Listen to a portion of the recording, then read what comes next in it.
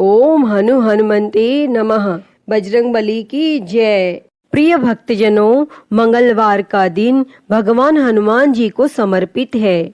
इस दिन सुख संपत्ति, यश और संतान प्राप्ति के लिए मंगलवार का व्रत रखना शुभ माना जाता है और हनुमान जी से जुड़ी मंगलवार व्रत कथा का पाठ अथवा श्रवण करके इस व्रत को पूरी श्रद्धा के साथ पूर्ण करना चाहिए।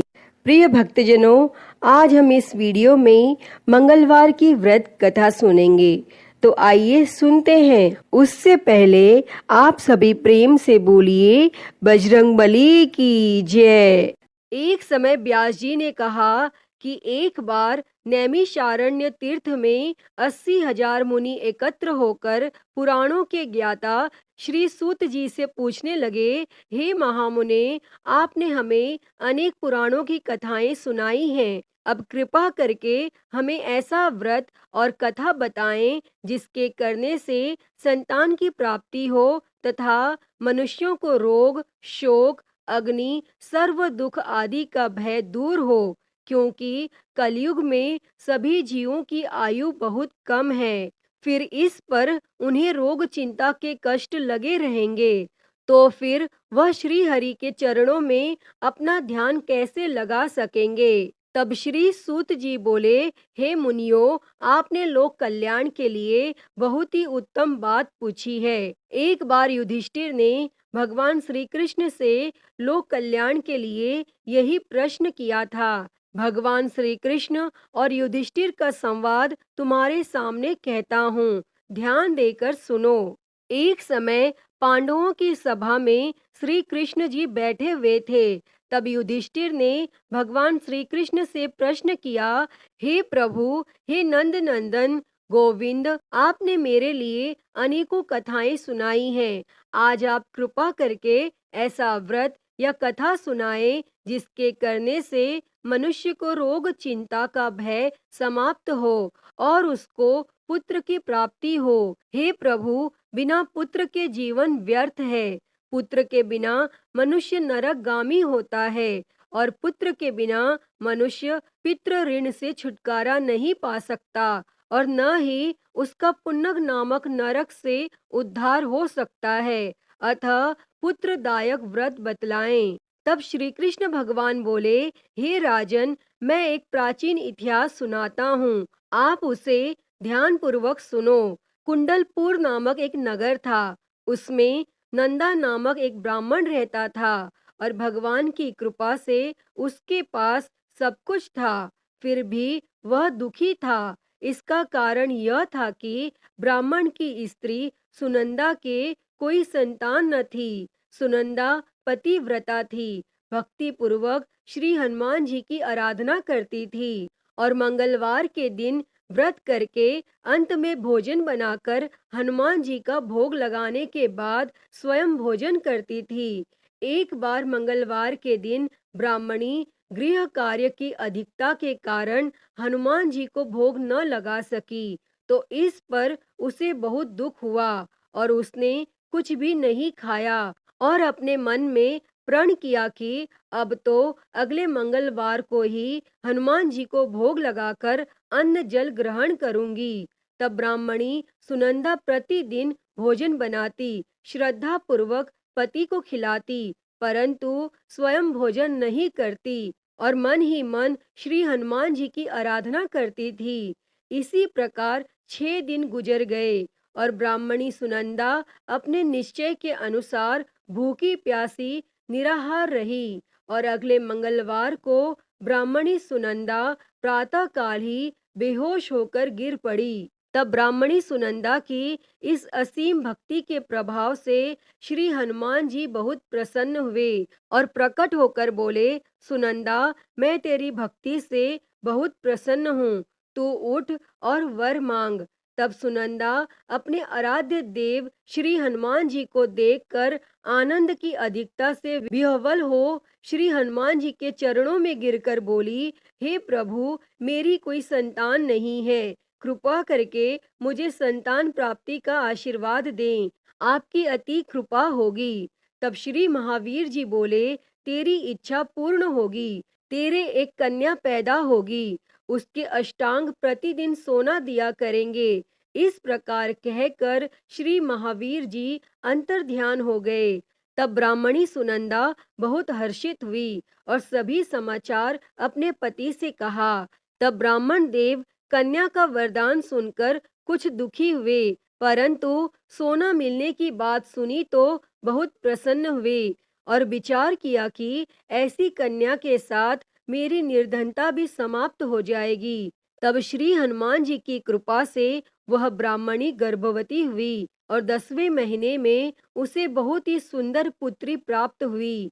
यह बच्ची अपने पिता के घर में ठीक उसी तरह से बढ़ने लगी जिस प्रकार शुक्ल पक्ष का चंद्रमा बढ़ता है।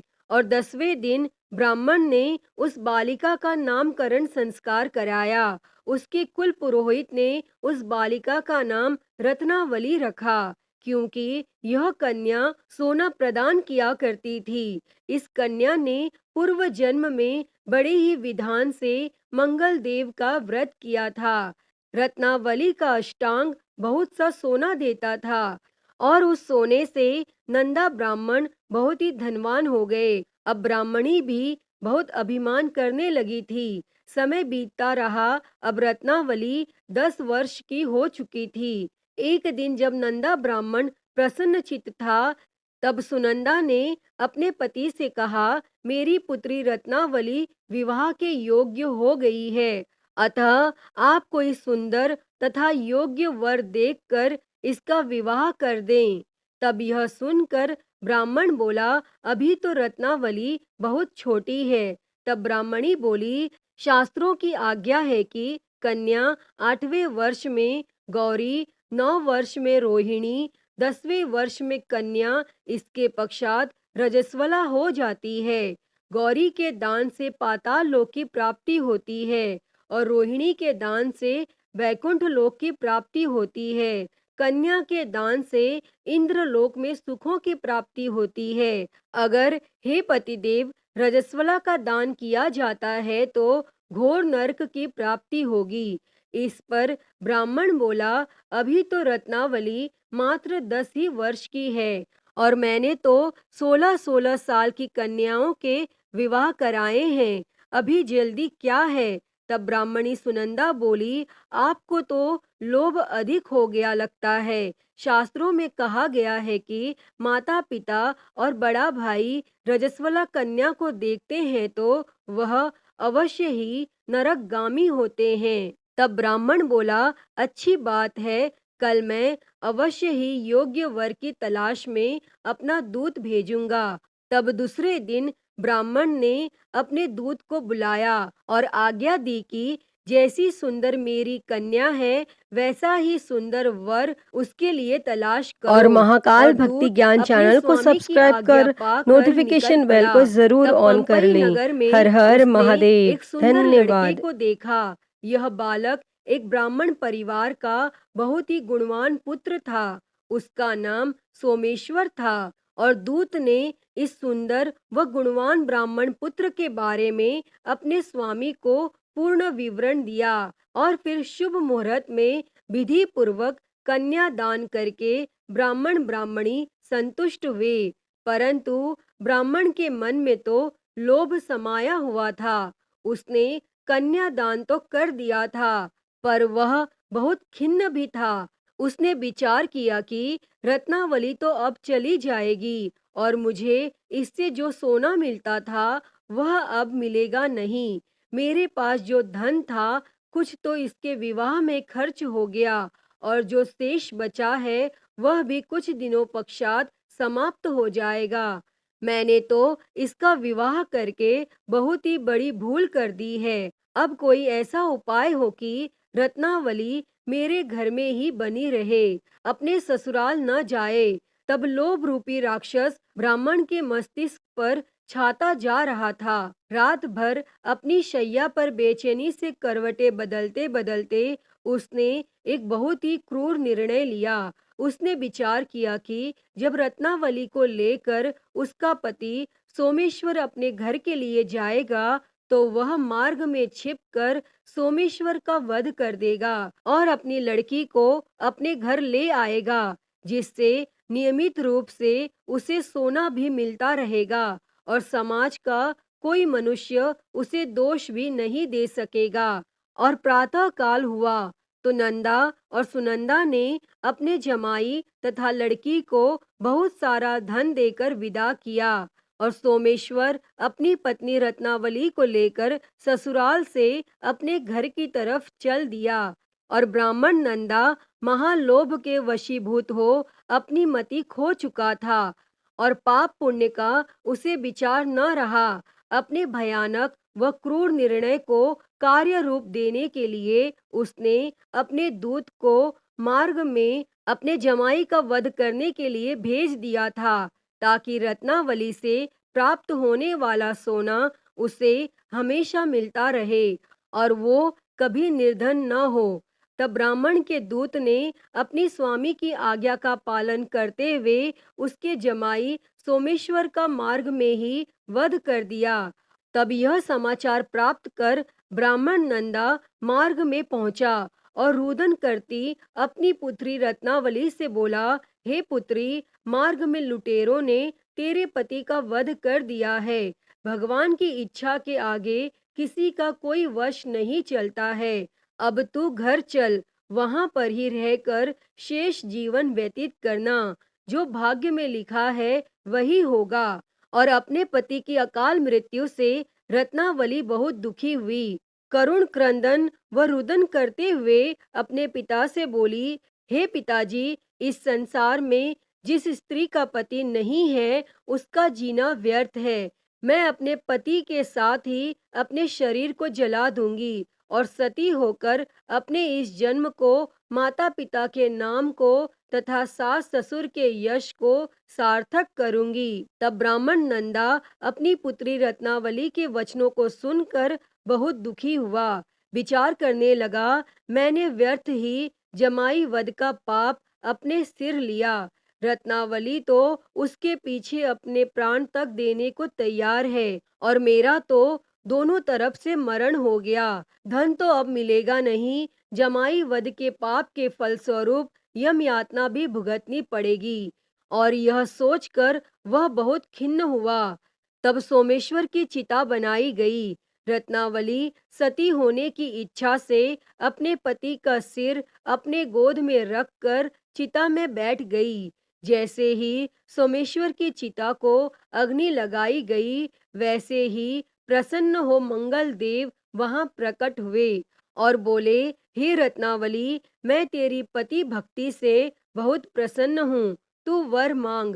तब रत्नावली ने अपने पति का जीवन दान मांगा। तब मंगल देव बोले, रत्नावली, तेरा पति अजर अमर है, यह महाविद्वान भी होगा और इसके अतिरिक्त तेरी जो इच्छा हो वर मांग। तब रत्नावली बोली, हे ग्रहों के स्वामी, यदि आप मुझ पर प्रसन्न हैं तो मुझे यह वरदान दीजिए कि जो भी मनुष्य मंगलवार के दिन प्रातः काल लाल पुष्प, लाल चंदन से पूजा करके आपका स्मरण करे, उसको रोग व्याधि न हो, स्वजनों का कभी वियोग न हो, सर्प, अग्नि तथा शत्रुओं का भय न रहे। जो स्त्री मंगलवार का व्रत करे वह कभी विधवा न हो। और मंगल देव तथास्तु कहकर अंतर ध्यान हो गए।